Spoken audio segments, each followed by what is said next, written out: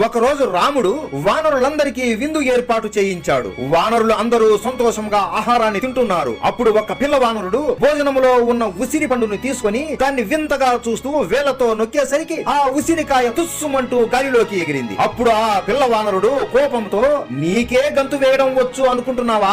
చూడు నా ప్రతాపం ఏంటో అని పైకి లేచి గాలిలోకి ఎగురుతాడు. వాణ్ణి చూసిన మరొక వానరుడు మరి కాస్త పైకి ఎగురుతాడు. తనని చూసిన ఇంకొక వానరుడు అతని కన్నా ఇంకొంచెం పైకి ఎగురుతాడు. ఈ విధంగా అక్కడున్న వానరులు అందరూ భోజనం చేయడం ఆపేసి ఒకరిని మించి ఇంకొకరు ఆకాశంలోకి ఎగురుతూ ఉంటారు. అంగదుడు, నీలుడు, సుగ్రీవుడు, జాంబవంతుడు అందరూ పైకి ఎగురుతున్నారు. హనుమంతుడు ఇది చూసి ఆశ్చర్యపోయి ఇదేమన్నా రాముడి ఆజ్ఞ ఏమో అనుకుని చిన్నగా ఒక కుప్పిగంతు వేశాడు. ఇదంతా చూసిన రాముడు అక్కడికి వచ్చి, హనుమా, అందరూ వాళ్ళ పూర్తి శక్తి ఉపయోగించి ఆకాశంలోకి ఎగురుతుంటే నువ్వు ఎందుకు చిన్న కుప్పిగంతు వేశావు అని అడుగుతాడు. అప్పుడు హనుమంతుడు వినయంగా